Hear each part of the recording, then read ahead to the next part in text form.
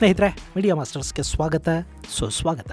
ಗೆಳೆಯರೆ, ಅಮೆರಿಕ ಹಾಗೂ ಇರಾನ್ ನಡುವೆ ಮಾತುಕತೆಗಳಿಗೆ ವೇದಿಕೆಯನ್ನು ಸಿದ್ಧ ಮಾಡೋದಕ್ಕೆ ಪಾಕಿಸ್ತಾನ ಸಿಕ್ಕಾಪಟ್ಟೆ ಆಕ್ಟಿವ್ ಆಗಿ ಕೆಲಸ ಮಾಡ್ತಾ ಇದೆ. ಇದೇ ಸಂದರ್ಭದಲ್ಲಿ ಅಲ್ಲಿ 4 ದೇಶಗಳ ಸಭೆಯೊಂದು ನಡೀತಾ ಇದೆ. ಮತ್ತೊಂದು ಕಡೆ ಇರಾನ್ ಇಂಡೈರೆಕ್ಟ್ ಟಾಕ್ಸ್ಗೆ ಸಹಮತಿಯನ್ನ ವ್ಯಕ್ತಪಡಿಸಿದೆ. ಹಾಗೆ ಮಾತುಕತೆಗಳ ಸಂದರ್ಭದಲ್ಲಿ ನಮ್ಮ ಮೇಲೆ ದಾಳಿ ಮಾಡದಂತೆ ಭರವಸೆಯನ್ನು ಕೊಡಬೇಕು ಅಂತ ಕೂಡ ಇರಾನ್ ಕೇಳ್ತಾ ಇದೆ. ಇನ್ನು ಸಂಧಾನಕಾರ ಪಾಕ್ ಕೂಡ ಸೈಕಲ್ ಗ್ಯಾಪ್ ಅಲ್ಲಿ ಒಂದು ದೊಡ್ಡ ಚಾನ್ಸ್ ಹೊಡ್ಕೊಳ್ತಾ ಇದೆ. ಮತ್ತೊಂದು ಕಡೆ ಅಮೆರಿಕ ಮಾತುಕತೆಗಳ ನಡುವೆನೆ ತನ್ನ ಸೇನಾ ನಿಯೋಜನೆಯನ್ನ ಹೆಚ್ಚು ಮಾಡ್ತಾ ಇದ್ದು ಖರಗ್ ದ್ವೀಪದ ಮೇಲೆ ದಾಳಿ ಮಾಡೋದು ಖಚಿತ ಅನ್ನೋ ವಾತಾವರಣ ಅಲ್ಲಿ ನಿರ್ಮಾಣ ಆಗ್ತಾ ಇದೆ. ಅಮೆರಿಕದ ಟ್ರಿಪೋಲಿ ಈಗಾಗಲೇ ಅಲ್ಲಿಗೆ ಬಂದಿದೆ. ಹಾಗಾದ್ರೆ ಮಧ್ಯಪ್ರಾಚ್ಯದಲ್ಲಿ ಏನಾಗ್ತಾ ಇದೆ? ಅಲ್ಲಿ ಯುದ್ಧವನ್ನು ಅಮೆರಿಕ ಮುಂದುವರಿಸುತ್ತಾ ಅಥವಾ ಮಾತುಕತೆಗಳ ಮೂಲಕ ಸಮಸ್ಯೆಯನ್ನ ಸರಿಪಡಿಸ್ಕೊಳ್ತಾ ಏನಾಗುತ್ತೆ? ಇಸ್ರೇಲ್ ಯಾಕಲ್ಲಿ ತನ್ನ ದಾಳಿಗಳ ಪ್ರಮಾಣವನ್ನು ತೀವ್ರಗೊಳಿಸ್ತಾ ಇದೆ, ಸ್ಟೈಲ್ ಅನ್ನ ಬದಲಾಯಿಸಿಕೊಂಡಿದೆ? ಬನ್ನಿ ನೋಡೋಣ. ಗೆಳೆಯರೆ, ಇರಾನ್ ಹಾಗೂ ಇಸ್ರೇಲ್ ನಡುವಿನ ಸಂಘರ್ಷ ಹಾಗೆ ಮುಂದುವರಿತಾ ಇದೆ.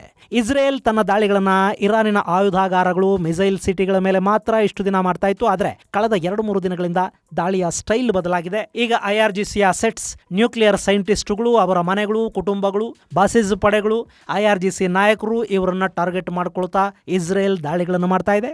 ಇವತ್ತು ಭಾನುವಾರ ಕೂಡ ದೊಡ್ಡ ಪ್ರಮಾಣದ ದಾಳಿಗಳನ್ನ ಇಸ್ರೇಲ್ ಮಾಡ್ತು. ತೆಹರಾನ್ನ ಜೊತೆಗೆ ಪರ್ಷಿಯನ್ ಗಲ್ಫ್ಗೆ ಸಮೀಪ ಇರೋ ಒಂದಷ್ಟು IRGC ಅಸೆಟ್ಸ್ ಅನ್ನ ಇಸ್ರೇಲ್ ಹೊಡೆದು ಹಾಕಿದೆ. ಅದರಲ್ಲಿ ದೊಡ್ಡ ಪ್ರಮಾಣದ ಮಿಸೈಲ್ ಹಾಗೂ ಡ್ರೋನ್ ದಾಸ್ತಾನುಗಳಿದ್ವು ಅಂತ ಹೇಳ್ತಾ ಇದ್ದಾರೆ. ಇನ್ನು ಇಸ್ರೇಲ್ ಮೇಲೆ ಇರಾನ್ ಮಾತ್ರ ಅಲ್ಲ, ಯಮನ್ ಹಾಗೂ ಲೆಬನಾನ್ ನಿಂದ ಹೌತಿಗಳು ಮತ್ತು ಹೆಜ್ಬುಲ್ಲಾಗಳು ಕೂಡ ದಾಳಿಗಳನ್ನು ಮಾಡ್ತಾ ಇದ್ದಾರೆ. IRGC ಹಾಗೂ ಸೈಂಟಿಸ್ಟ್ಗಳನ್ನ ಹೊಡಿತಾ ಇರೋದರ ಹಿಂದೆ ಅಮೆರಿಕದ ಮಾತುಕತೆಗಳ ಡ್ರಾಮಾಗಳಿವೆ ಅಂತ ಕೂಡ ಕೆಲವರು ಹೇಳ್ತಾ ಇದ್ದಾರೆ. ಇಲ್ಲಿ ಅಮೆರಿಕ ಮಾತುಕತೆಗಳನ್ನ ನಡೆಸೋದಿಕ್ಕೆ ಪಾಕಿಸ್ತಾನ, ಟರ್ಕಿ, ಈಜಿಪ್ಟ್ ಮುಂತಾದ ದೇಶಗಳನ್ನ ಬಿಟ್ಟಿದೆ. ಹಾಗೆ ಇರಾನ್ ಕೂಡ ಮಾತುಕತೆಗಳಿಗೆ ಸಿದ್ಧ ಆಗ್ತಾ ಇದೆ. ಇಲ್ಲಿ ಅಕಸ್ಮಾತ್ ಮಾತುಕತೆಗಳು ಯಶಸ್ವಿ ಆದ್ರೆ ಈ ಸಂಘರ್ಷ ಇಲ್ಲಿಗೆ ನಿಲ್ಲಬೇಕಾಗುತ್ತೆ ಮತ್ತು ಇಸ್ರೇಲ್ ಇಷ್ಟು ದಿನಗಳ ಯುದ್ಧದ ನಂತರ ಕೂಡ ಸಾಧಿಸಿದ್ದೇನೂ ಇಲ್ಲ ಅನ್ನೋ ಪರಿಸ್ಥಿತಿ ಅಲ್ಲಿ ನಿರ್ಮಾಣ ಆಗುತ್ತೆ. ಇನ್ನೊಂದು ಕಡೆ ಇಸ್ರೇಲ್ ಹಾಗೂ ಅಮೆರಿಕಗಳು ಇರಾನ್ ಮೇಲೆ ದಾಳಿಗಳನ್ನು ಮಾಡ್ತಾ ಇರುವಾಗ ಅಲ್ಲಿನ ರೆಜಿಮ್ ವಿರೋಧಿಗಳು ಒಳಗೆ ಒಂದು ಬಂಡಾಯವನ್ನ ಶುರು ಮಾಡಬೇಕು ಅನ್ನೋದು ಈ ಹಿಂದಿನ ಯೋಜನೆ ಆಗಿತ್ತು. ಆದ್ರೆ ಅದು ದೊಡ್ಡ ಮಟ್ಟದಲ್ಲಿ ನಡೆಯದ ಹಾಗೆ ಅಲ್ಲಿ IRGC ಮತ್ತು ಬಾಸಿಸ್ ಪಡೆಗಳು ಕಟ್ಟುನಿಟ್ಟಿನ ಕ್ರಮಗಳನ್ನು ಕೈಗೊಂಡಿವೆ. ಇಂಟರ್ನೆಟ್ ಅಲ್ಲಿ ಸಿಗ್ತಾ ಇಲ್ಲ, ಅದನ್ನ ಕತ್ತರಿಸಲಾಗಿದೆ. ಹೀಗಾಗಿ ಟೂಲ್ ಕಿಟ್ ಸರ್ಕ್ಯುಲೇಷನ್ ಆಗ್ತಾ ಇಲ್ಲ. ಎಲ್ಲಿ ಏನಾಗ್ತಾ ಇದೆ ಅನ್ನೋದು ಅಲ್ಲಿನ ಜನಕ್ಕೆ ಗೊತ್ತೇ ಆಗ್ತಾ ಇಲ್ಲ. ಪರಸ್ಪರ ಸಂಪರ್ಕಕ್ಕೆ, ಸ್ಫೂರ್ತಿಯನ್ನ ಪಡೆಯೋದಕ್ಕೆ, ಜನರನ್ನ ಮೊಬಲೈಸ್ ಮಾಡೋದಕ್ಕೆ ಎಲ್ಲದಕ್ಕೂ ಇಂಟರ್ನೆಟ್ ಬೇಕು. ಅದನ್ನ ಇರಾನ್ ಕತ್ತರಿಸಿದೆ. ಹೀಗಾಗಿನೇ ಈಗ ಎಲನ್ ಮಸ್ಕ್ ಸ್ಟಾರ್ ಲಿಂಕ್ ಅನ್ನ ಮತ್ತೆ ಇರಾನ್ ನಲ್ಲಿ ಶುರು ಮಾಡಬೇಕು ಅಂತ ಪ್ರಯತ್ನಗಳನ್ನು ಮಾಡ್ತಾ ಇದ್ದಾರೆ. ಅದಕ್ಕಾಗಿ ಅಲ್ಲಿ ಈ ಹಿಂದೆ ಇರಾನ್ ಹಾಕಿರೋ ಜಾಮರ್ಗಳನ್ನ ನಾಶ ಮಾಡೋ ಕೆಲಸ ಕೂಡ ಆರಂಭ ಆಗಿದೆ. ಆದ್ರೂ ನಿರೀಕ್ಷಿಸಿದ ಪ್ರಮಾಣದಲ್ಲಿ ಒಳಗಿಂದ ಬೆಂಬಲ ಸಿಗದೇ ಇರೋದು ಕೂಡ ಇಸ್ರೇಲಿನ ನಿರಾಸೆಗೆ ಕಾರಣ ಆಗ್ತಾ ಇದೆ. ಇದನ್ನೇ ನೆಪ ಮಾಡಿಕೊಂಡು ಅಮೆರಿಕ ಅಲ್ಲಿ ಸಂಘರ್ಷವನ್ನ ನಿಲ್ಲಿಸಿಬಿಟ್ರೆ ಅಟ್ಲೀಸ್ಟ್ ಅಷ್ಟರೊಳಗಾಗಿ ಏನಾದರೂ ದೊಡ್ಡದನ್ನ ಮಾಡಿಬಿಡೋದಕ್ಕೆ ಇಸ್ರೇಲ್ ಹೊರಟಿದೆ. ಹೀಗಾಗಿ ದೊಡ್ಡ ಪ್ರಮಾಣದ ದಾಳಿಗಳನ್ನ ಇಸ್ರೇಲ್ ಮಾಡ್ತಾ ಇದೆ. ಇನ್ನು ಅರಬ್ ದೇಶಗಳು ಒಂದ್ ಕಡೆ ದಾಳಿ ಹೆಚ್ಚು ಮಾಡೋದಕ್ಕೆ ಅಮೆರಿಕಾಗೆ ಒತ್ತಾಯ ಮಾಡ್ತಾ ಇವೆ ಅಂತ ಹೇಳ್ತಾ ಇದ್ದಾರಾದ್ರೂ ಅವರು ತಮ್ಮ ಮೇಲೆ ಇರಾನ್ ಮಾಡ್ತಾ ಇರೋ ದಾಳಿಗಳಿಂದ ನರಳಿ ನಲುಗಿದಂತೆ ಕಾಣ್ತಾ ಇದ್ದಾರೆ. ಅಲ್ಲಿ ಅವರಿಗೆ ವ್ಯಾಪಾರಗಳು ನಿಂತು ನಷ್ಟ ಆಗ್ತಾ ಇರೋದು ಒಂದಾದ್ರೆ ಆಹಾರ ಮತ್ತು ನೀರಿನ ಸಮಸ್ಯೆ ಕೂಡ ಉಂಟಾಗ್ತಾ ಇದೆ. ಹೀಗಾಗಿ ಅವರು ಕೂಡ ಒಂದ್ ಕಡೆ ಸಂಧಾನಕ್ಕೆ ಸಿದ್ಧ ಆಗ್ತಾ ಇರೋ ಹಾಗೆ ಕಾಣ್ತಾ ಇದ್ದಾರೆ. ಅಮೆರಿಕದ ಮೇಲೆ ನಂಬಿಕೆಯಲ್ಲಿ ಕಡಿಮೆ ಆಗ್ತಾ ಇರೋ ಹಾಗಿದೆ. ಇದನ್ನ ಇಸ್ರೇಲ್ ಗಮನಿಸ್ತಾ ಇದೆ. ಇನ್ನು ಅಮೆರಿಕದ ಉಪಾಧ್ಯಕ್ಷ JD ವ್ಯಾನ್ಸ್ ಸಂಧಾನಕ್ಕೆ ಹೋಗ್ತಾ ಇದ್ದಾರೆ. ಆತ ಅದಕ್ಕೂ ಮೊದಲು ಇಸ್ರೇಲಿನ ಪ್ರಧಾನಿ ನೆತನ್ಯಾಹು ಅವರನ್ನ ಭೇಟಿ ಮಾಡಿದ್ದಾರೆ. ಅಲ್ಲಿ ನೆತನ್ಯಾಹು ಹಾಗೂ ವ್ಯಾನ್ಸ್ ನಡುವೆ ಕೆಮಿಸ್ಟ್ರಿ ಮ್ಯಾಚ್ ಆದಂತಿಲ್ಲ. ವ್ಯಾನ್ಸ್ಗೆ ಯುದ್ಧದ ಬಗ್ಗೆ ಅಂತ ಆಸಕ್ತಿ ಇಲ್ಲ. ನೆತನ್ಯಾಹುಗೆ ಈಗ ಯುದ್ಧ ನಿಂತರೆ ಮುಂದೆ ಏನಾಗುತ್ತೆ ಅನ್ನೋದು ಗೊತ್ತಿದೆ. ಹೀಗಾಗಿನೇ ಇಸ್ರೇಲಿನ ದಾಳಿಯ ಶೈಲಿ ಇಲ್ಲಿ ಬದಲಾಗಿದೆ.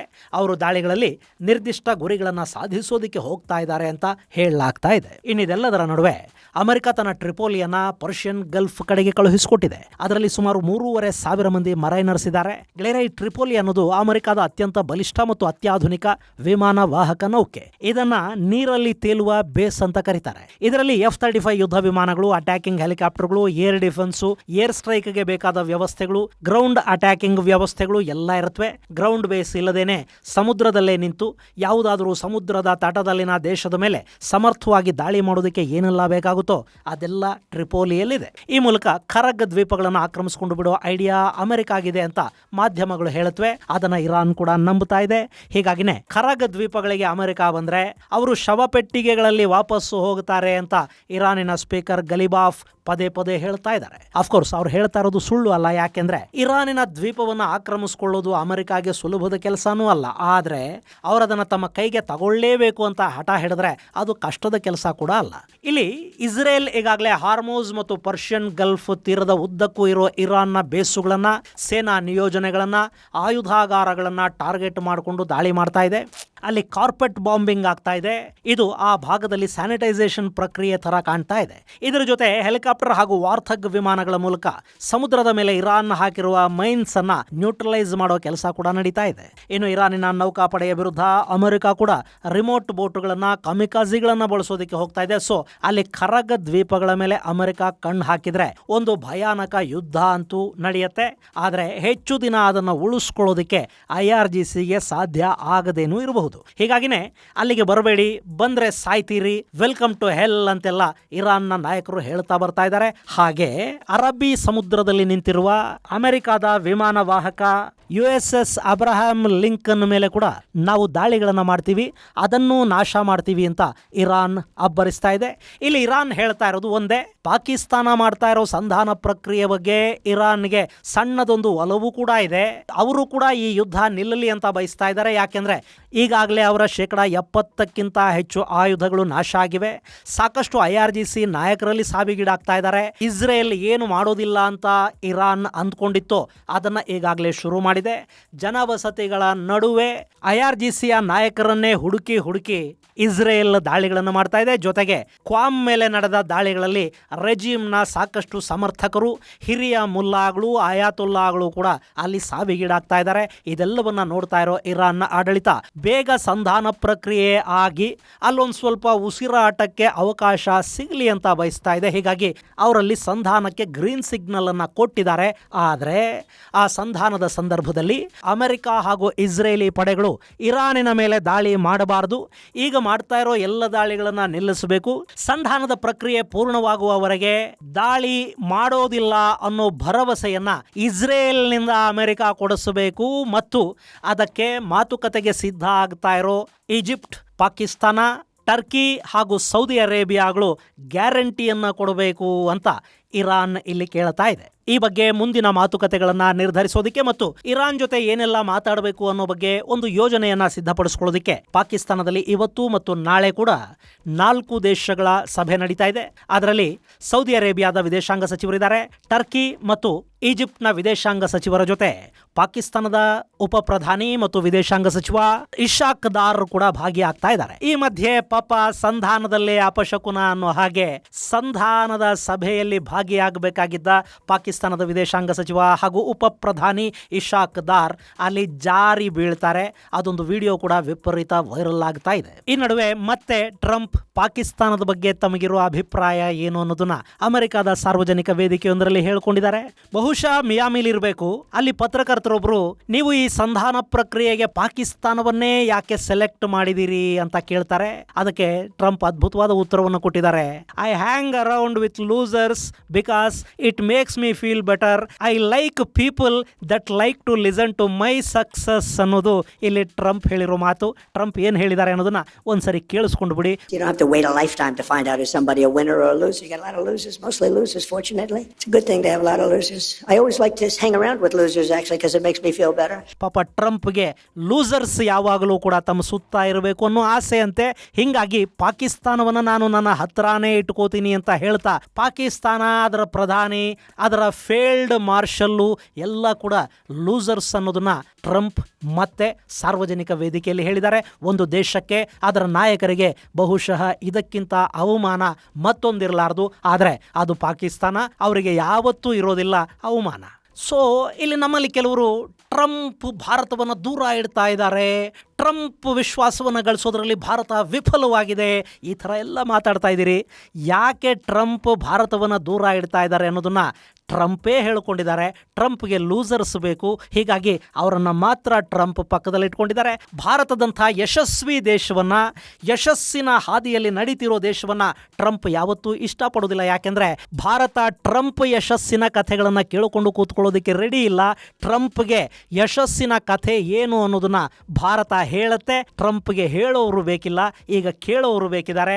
ಆ ಕಾರಣಕ್ಕಾಗಿಯೇ ಟ್ರಂಪ್ ಭಾರತಕ್ಕಿಂತಲೂ ಹೆಚ್ಚು ಪಾಕಿಸ್ತಾನವನ್ನು ತಬ್ಕೋತಾ ಇದ್ದಾರೆ. ಇದು ಇಲ್ಲಿನ ಕೆಲವರಿಗೆ ಅರ್ಥ ಆಗಿಬಿಟ್ರೆ ಬಹುಶಃ ಟ್ರಂಪ್ ಕೂಡ ಧನ್ಯ ಆಗಿಬಿಡ್ತಾರೆ. ಇನ್ನು ಇದೆಲ್ಲದರ ನಡುವೆ ಇಲ್ಲಿ ಸಂಧಾನ ಆಗತ್ತೆ ಅನ್ನೋದನ್ನ ಇರಾನ್ ಕೂಡ ಸಂಪೂರ್ಣವಾಗಿ ಏನು ನಂಬ್ತಾ ಇಲ್ಲ. ಅವರು ಸಂಧಾನದ ಮಾತುಕತೆಗಳನ್ನ ಆಡ್ತಲೇ ಅಮೆರಿಕ ಖರಗ್ ದ್ವೀಪಗಳ ಮೇಲೆ ದಾಳಿ ಮಾಡುತ್ತೆ ಅನ್ನೋದನ್ನ ಬಲವಾಗಿ ನಂಬಿದ್ದಾರೆ. ಹೀಗಾಗಿ ಅಲ್ಲಿ ಅಮೆರಿಕ ಜೊತೆ ಹೋರಾಡೋದಕ್ಕೆ ಬೇಕಾದ ವ್ಯವಸ್ಥೆಗಳನ್ನು ಕೂಡ ಇರಾನ್ ಮಾಡಿಕೊಂಡು ಕೂತಿದೆ. ಇನ್ನು ಅಮೆರಿಕದ ಯುದ್ಧ ಕಾರ್ಯದರ್ಶಿ ಪೀಟ್ ಹೆಗ್ಸೆತ್ ಕೂಡ ವೀರಾವೇಶದ ಭಾಷಣಗಳನ್ನೇ ಮಾಡ್ತಾ ಇದ್ದಾರೆ. ಯುದ್ಧ ಮುಂದುವರಿಸೋ ಬಗ್ಗೆನೇ ಅವರು ಮಾತಾಡ್ತಾ ಇದ್ದಾರೆ. ಇನ್ನು ಇಸ್ರೇಲ್ಗೆ ಕೂಡ ಈ ಹಂತದಲ್ಲಿ ಸಂಘರ್ಷ ನಿಲ್ಲೋದು ಬೇಕಿಲ್ಲ. ಹೀಗಾಗಿ ಈ ಸಂಘರ್ಷ ಇಷ್ಟು ಬೇಗ ನಿಲ್ಲುತ್ತೆ ಅಂತಲೂ ಅನ್ನಿಸ್ತಾ ಇಲ್ಲ. ಇಷ್ಟರ ಮೇಲೂ ಟ್ರಂಪ್ ಅನ್ನೋದೊಂದು ಅನ್ಪ್ರೊಡಿಕ್ಟಬಲ್ ವ್ಯಕ್ತಿತ್ವ.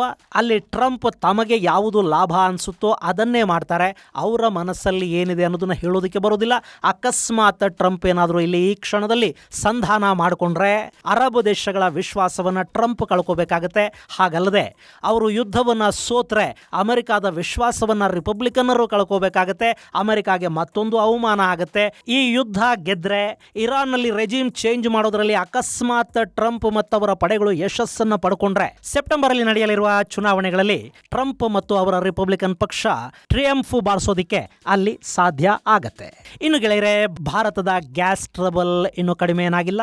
ಅಲ್ಲಿಂದ ಭಾರತದ ಕಡೆಗೆ ಮತ್ತೆರಡು ಗ್ಯಾಸ್ ತುಂಬಿದ ಹಡಗುಗಳು ಹೊರಟಿವೆ.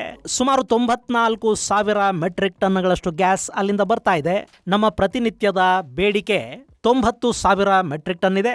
ಆ ಪೈಕಿ ಸುಮಾರು 40-50% ನಾವು ನಮ್ಮಲ್ಲೇ ತಯಾರು ಮಾಡ್ಕೋತಾ ಇದ್ದೀವಿ ಅಂತ ಹೇಳಿದರೂ ಕೂಡ ನಮಗೆ ಈಗ ಬರ್ತಾ ಇರೋ ಗ್ಯಾಸ್ ನಮ್ಮ 2 ದಿನಗಳ ಬೇಡಿಕೆಯನ್ನು ಪೂರೈಸೋದಕ್ಕೆ ಸಾಧ್ಯ ಆಗುತ್ತೆ. ಆ ನಂತರವೂ ಅಲ್ಲಿಂದ ಗ್ಯಾಸ್ ಟ್ಯಾಂಕ್ಗಳು ಬರುತ್ತವೆ ಅಂತ ಹೇಳ್ತಾರೆ. ಹಾಗೆ ಬೇರೆ ಬೇರೆ ದೇಶಗಳಿಂದ ಕೂಡ ಗ್ಯಾಸ್ ಖರೀದಿ ಮಾಡೋ ಪ್ರಕ್ರಿಯೆಯನ್ನ ಭಾರತ ಮುಂದುವರಿಸ್ತಾ ಇದೆ. ಹಾಗೆ ಸಂಧಾನಕಾರ ಪಾಕಿಸ್ತಾನ ಇದೆಯಲ್ಲ, ಅವರು ಕೂಡ ಇಲ್ಲಿ ದೊಡ್ಡ ಲಾಭವನ್ನು ಪಡ್ಕೊಳ್ತಾ ಇದ್ದಾರೆ. ಪಾಕಿಸ್ತಾನ 20 ತೈಲ ಹಡಗುಗಳಿಗೆ ಇರಾನ್ನಿಂದ ಅನುಮತಿಯನ್ನು ಪಡ್ಕೊಂಡಿದೆ. ಪ್ರತಿನಿತ್ಯ 2 ಹಡಗುಗಳಂತೆ ಅಲ್ಲಿಂದ ಹೊರಡುತ್ತವೆ. ಬಹುಶಃ ಈ ತೈಲವನ್ನು ಕೂಡ ಪಾಕಿಸ್ತಾನ ತಾನೇ ಇಟ್ಕೊಳ್ಳುತ್ತೋ ಅಥವಾ ಅಮೆರಿಕಾಗೋ ಚೈನಾಗೋ ಮಾರಾಟ ಮಾಡುತ್ತೋ ಗೊತ್ತಿಲ್ಲ. ಅಂತೂ ಪಾಕಿಸ್ತಾನಕ್ಕೆ ಇರಾನ್ 20 ಹಡಗುಗಳನ್ನು ತಗೊಂಡು ಹೋಗೋದಕ್ಕೆ ಅನುಮತಿಯನ್ನ ಕೊಟ್ಟಿದೆ. ಇದು ಗೆಳೆಯರೆ ಪಶ್ಚಿಮ ಏಷ್ಯಾಕ್ಕೆ ಸಂಬಂಧಪಟ್ಟ ಒಂದಷ್ಟು ಅಪ್ಡೇಟ್ಸ್. ಮುಂದಿನ ಸಂಚಿಕೆಯಲ್ಲಿ ಮತ್ತಷ್ಟು ವಿಶೇಷಗಳ ಜೊತೆ ಮತ್ತೆ ಭೇಟಿಯಾಗೋಣ. ಅಲ್ಲಿವರೆಗೆ ಜೈ ಹಿಂದ್, ಜೈ ಕರ್ನಾಟಕ.